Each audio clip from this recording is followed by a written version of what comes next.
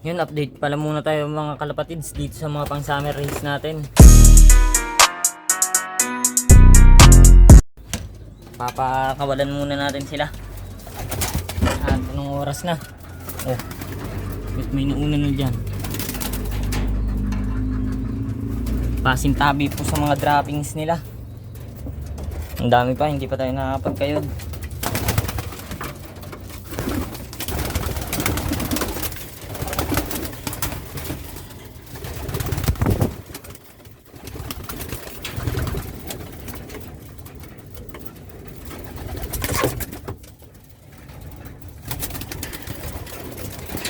Ising na iwan. Yan, release natin.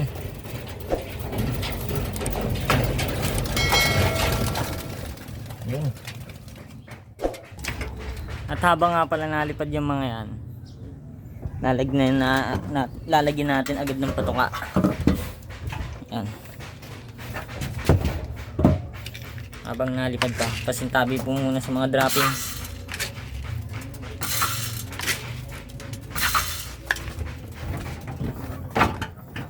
Yan. Asa na? Yun o.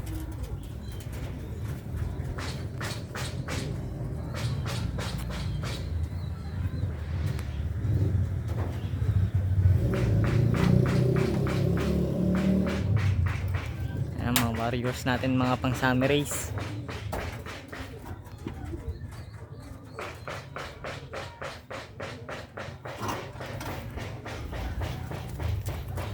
Direkta sa bubong.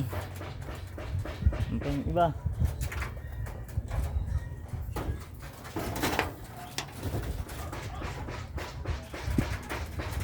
Wow.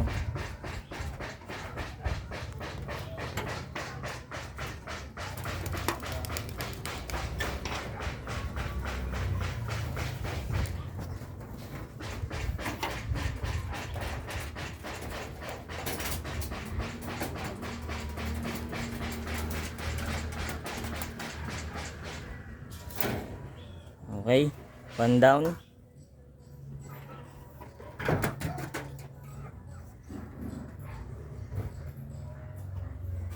Okay, yung iba natin.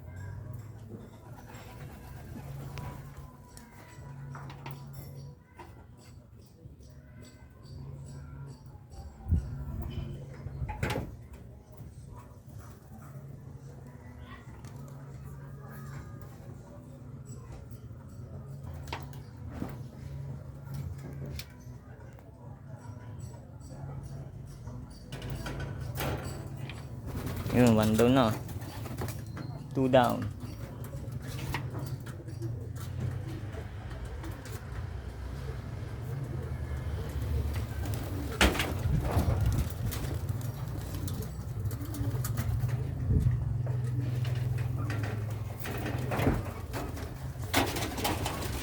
Three down.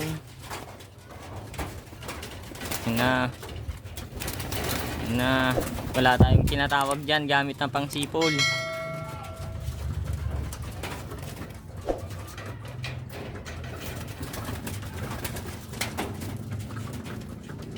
Yan pa. Yung iba dyan bubugawin na lang natin kasi nanibago sila eh. Dati nga nasa baba lang yung trapdoor natin, ngayon nasa taas na kaya naninibago.